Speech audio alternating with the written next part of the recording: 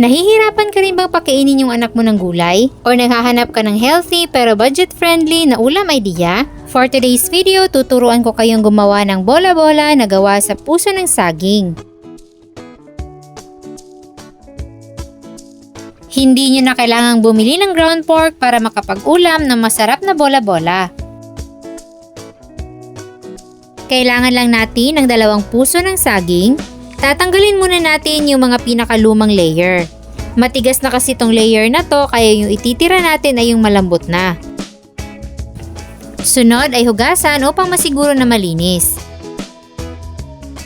Ganito naman yung gagawin natin sa ating puso ng saging. Magsimula tayo dito sa pinakadulong part. Sunod ay scrape naman natin para matanggal yung laman. I-repeat lang natin ang process hanggang sa maubos natin lahat.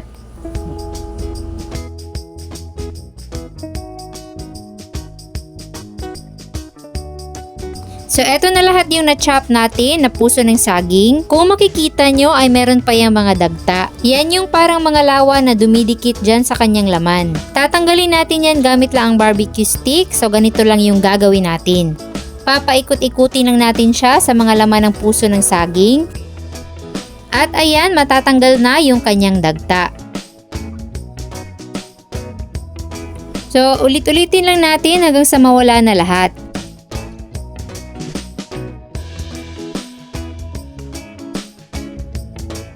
Ayan, i-check na natin kung meron pa bang mga dagta.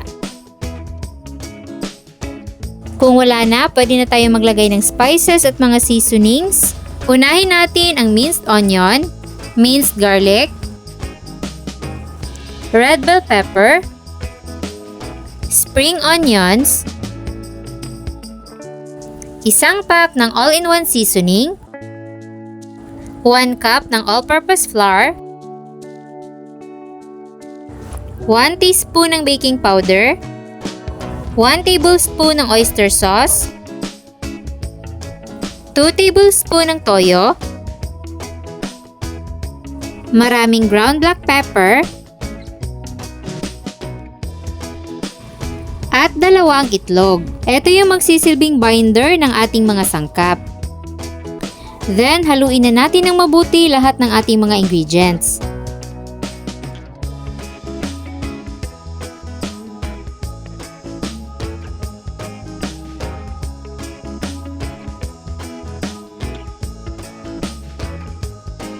After mahalo, magmo-mold na tayo ng mga bola-bola.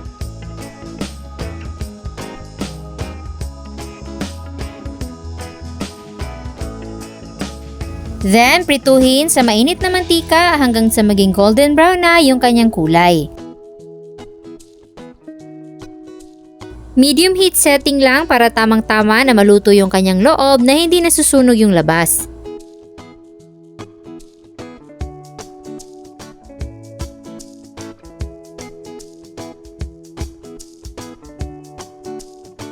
Kapag ganitong golden brown na, pwede na yung hanguin.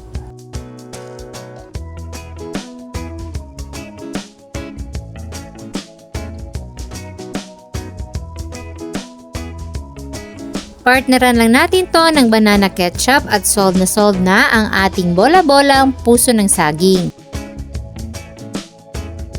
Sa mga interesadong magluto, hanapin nyo lang dyan sa ibaba ang kompletong listahan ng mga sangkap.